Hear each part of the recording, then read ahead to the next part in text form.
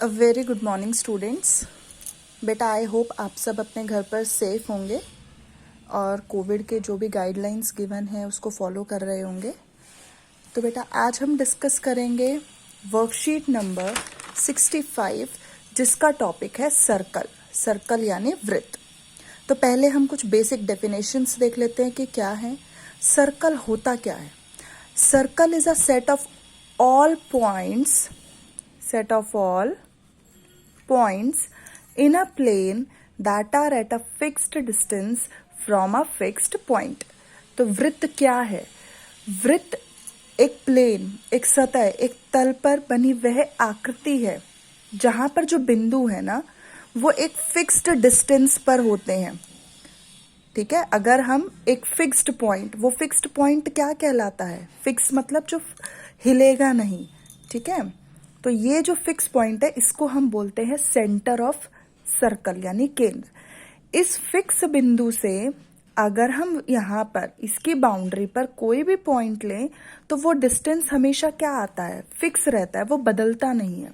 उसको हम बोलते हैं, उस फिक्स डिस्टेंस को हम क्या बोलते हैं? रेडियस बोलते हैं यानी त्रिज्या बोलते हैं, वृत्त की त्रिज्या।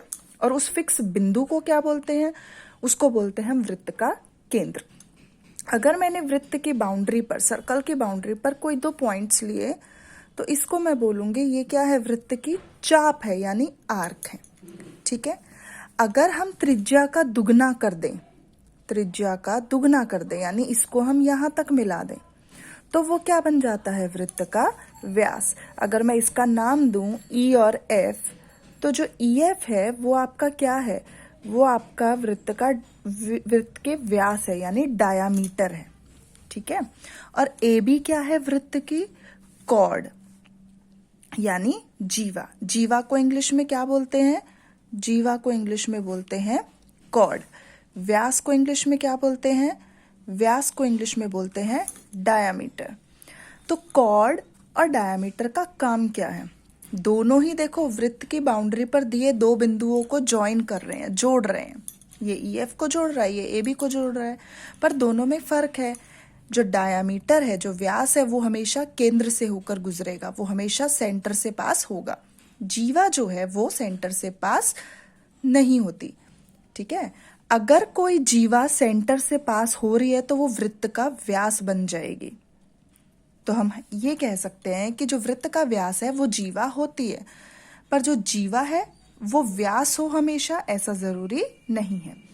इंग्लिश में every diameter is a cord, but converse, उसका उल्टा ट्रू नहीं है।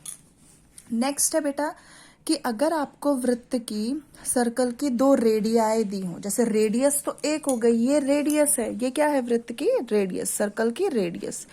इसका प्लूरल क्या हो जाता है? इसका प्लूरल हो जाता है रेडियाए। ठीक है, तो अगर दो रेडियाएं और एक चाप, ये आर्क के बीच का जो एरिया होता है इसको हम सेक्टर बोलते हैं, हिंदी में बोलते हैं त्रिज्यखंड। दो त्रिज्याओं और चाप के बीच का क्षेत्रफल, जो ये स्पेस है शेडेड। और ये क्या है? ये है सेगमेंट, ये जीवा और चाप के बीच का एरिया है। तो ये कुछ बेसिक टर्म्स थी जो आपको सर्कल से रिलेटेड पता होनी चाहिए। अब हम आज की वर्कशीट डिस्कस करते हैं। आज की वर्कशीट में बेटा एक सिंपल सी थ्योरम है कि equal chords of a circle subtends equal angle at the centre. कि अगर आपको वृत्त में दो बराबर जीवाएं दी हैं, कॉर्ड्स क्या होती है? जीवाएं। कि अगर आपको गिवन है कि ए बी सी डी के बराबर है तो आपको ये शो करना है, ये सिद्ध करना है कि ये दोनों कोण आपस में बराबर होंगे। तो पहले हमने लिखा दिया है, इसको तो आप इजीली इंग्लिश में कन्वर्ट कर सकते हैं। क्या दिया है? एक सर्कल दिया है जिसका सेंटर ओ है and A B and C D are its two equal chords. ठीक है, हमें प्रूफ क्या करना है? सिद्ध करना है, मीन्स टू प्रूव। हमें ये प्रूफ करना है that angle A O B, ये जो सेंटर पे एंगल है, is equal to angle C O D. Right, तो अब हम प्रूफ करेंगे। हम इन दोनों ट्राइंगल्स को सर्वांग सम यानी कॉन्ग्रुएंट प्रूफ करेंगे और फिर सीपीसीटी से हम ये कह देंगे कि ये दोनों एंगल्स इक्वल है। अब हमें कॉन्ग्रुएंट दिखाने के लिए, सर्वांग सम दिखाने के लिए तीन चीजें चाहिए। तो वो क्या ली हमने? हमने कहा OA जो है वो OC के बराबर है। ये क्या है? सर्कल की रेडियस है, ये भी सर्कल की रेडियस है। हमने पढ़ा सर्कल में सारी रेडियस इक्वल होती है। ऐसे ही हमने क्या कहा? OB जो है वो OD के बराबर है, वो भी सर्कल की रेडियस है, और ये तो हमें गिवन ही है कि ABCD के बराबर है, इक्वल कॉर्ड्स है। तो SSS रूल से क्या हुआ, ये दोनों ट्राइंगल्स कॉन्ग्रुएंट आ गए, तो CPCT से वी कैन से कि एंगल AOB COD के इक्वल है। Converse is also true means इसका विपरीत भी सत्य है। विपरीत क्या होगा, यहाँ पर क्या दिया था कि जीवा बराबर है तो कोण बराबर आए। अब इसका उल्टा क्या होगा कि अगर कोण बराबर है यहाँ पर ये बनने वाले, तो जीवाएं भी बराबर होंगी। तो यदि एक वृत्त की जीवाओं द्वारा केंद्र पर अंतरित कोण बराबर हो तो जीवाएं बराबर होती हैं। Means if the angles subtended by the chords of a circle at the center are equal, then chords are equal. इसमें भी हम क्या करेंगे, ये आप अपने आप ट्राई करोगे बेटा, इन दोनों ट्राइंगल्स को कॉन्ग्रुएंट शो करोगे। अब यहाँ पर हम तीन चीजें क्या लेंगे, एक तो हम बोल देंगे कि OA OC के बराबर है, OB OD के बराबर है। तीसरी चीज हम यहाँ एंगल लेंगे, यहाँ हमें जीवा बराबर दी थी तो हमने जीवाएं ली थी, यहाँ हमें एंगल इक्वल दिया है, तो SAS रूल से ये दोनों ट्राइंगल्स कॉन्ग्रुएंट आ जाएंगे, और फिर CPCT से आप ये कह देंगे कि ABCD के इक्वल है।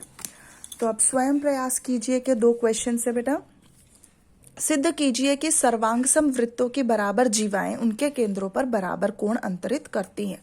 Means you have to prove that congruent circle, अगर आपको गिवन है equal chords of a congruent circle subtends equal angle at the center. I repeat, equal chords of congruent circle subtends equal angle at the center. हमें ये proof करना है कि सर्वांग सम वृत्तों की बराबर जीवाएं उनके केंद्रों पर बराबर कोण अंतरित करती हैं। 2 अलग अलग वृत्त दिए हैं आपको, पर इन वृत्तों की खासियत क्या है कि ये सर्वांग सम है। सर्वांग सम कब होते हैं, जब सर्वांग सम का मीनिंग आपको बताया था कि जिनका सेम साइज और सेम शेप हो, यानी अगर मैं इस सर्कल को इसके ऊपर रखूंगी तो वो उसको फुली कवर करेगा, उसको ढक लेगा। क्यों कवर करेगा, क्योंकि दोनों की त्रिज्या बराबर है, दोनों की रेडियस बराबर है। आप घर पर ट्राई कर देखना, अगर आप 2 अलग अलग रेडियस के वृत्त बनाओगे तो वो एक दूसरे को नहीं ढकेंगे। 2 वृत्त एक दूसरे को तभी ढकेंगे जब उनकी रेडियस सेम हो। तो ये दोनों वृत्त स्पेशल हैं, क्यों, क्योंकि इन दोनों की रेडियस सेम है। हमें प्रूफ क्या करना है, हमें प्रूफ करना है कि ये एंगल इसके इक्वल है। तो हम इन दोनों ट्राइंगल्स को सर्वांग सम दिखाएंगे। क्या किया, हमने कहा कि AO जो है वो इसके बराबर है। क्यों बराबर है, क्योंकि ये इस वृत्त की त्रिज्या है, ये इस वृत्त की त्रिज्या है, और त्रिज्या तो आपस में बराबर है क्योंकि ये त्रिभुज के, क्योंकि ये वृत्त कैसे है, सर्वांग सम है, ये कॉन्ग्रुएंट सर्कल है, तो इसलिए इनकी रेडियाई इक्वल होंगी। ऐसे ये भी एक रेडियस है। और तीसरी चीज हमने क्या ली, AB हमें YZ के इक्वल दिया है, कॉर्ड्स इक्वल दी हुई हैं। SSS नियम से ये दोनों ट्राइंगल्स कॉन्ग्रुएंट आ गए, तो CPCT से ये एंगल्स इक्वल होंगे। सेकंड इसका रिवर्स है। सेकंड में क्या बोला है कि सेंटर पर एंगल बराबर है, आपको ये सिद्ध करना है कि कॉर्ड इक्वल है, और ये दिया हुआ है कि दोनों त्रिभुज सर्वांग सम है। तो अब हम इसको प्रूफ करेंगे कि 2 सर्वांग सम वृत्त हमें दिए हैं। 2 congruent circles are given in which angle AOB is equal to angle YXZ, यानी ये वाला एंगल इसके इक्वल हमें दिया हुआ है। What we have to prove, हमें प्रूफ क्या करना है, सिद्ध क्या करना है कि AB YZ के बराबर है। तो फिर से हम इन दोनों ट्राइंगल्स को क्या दिखाएंगे, सर्वांग सम। उसके लिए ये त्रिज्या इसके बराबर होगी, क्यों, क्योंकि ये दोनों त्रिभुज, दोनों जो वृत्त हैं वो सर्वांग सम है, तो इनकी त्रिज्याएं बराबर है। तो यहाँ आप लिख सकते हो सर्वांग सम वृत्तों की त्रिज्याएं, सर्वांग सम वृत्तों की त्रिज्याएं। एंगल AOB एंगल YXZ के बराबर है, ये आपको दिया है, और ये इसके बराबर है ही, क्योंकि ये भी सर्वांग सम वृत्तों की त्रिज्या है। तो यहाँ कौन सा नियम लगा, देखो 2 साइड है इनकी और उनके बीच का एंगल, तो SAS नियम से ये दोनों ट्राइंगल्स कॉन्ग्रुएंट आ गए, सर्वांग सम आ गए। तो CPCT से हम ये कह सकते हैं कि AB जो है वो YZ के बराबर होगा, और AB और YZ क्या है, वृत्त की जीवाएं है, तो दोनों जीवाएं बराबर आ गई। यही हमें सिद्ध करना था। तो यहाँ आप लिख सकते हो इति सिद्धम या हेंस प्रूव्ड।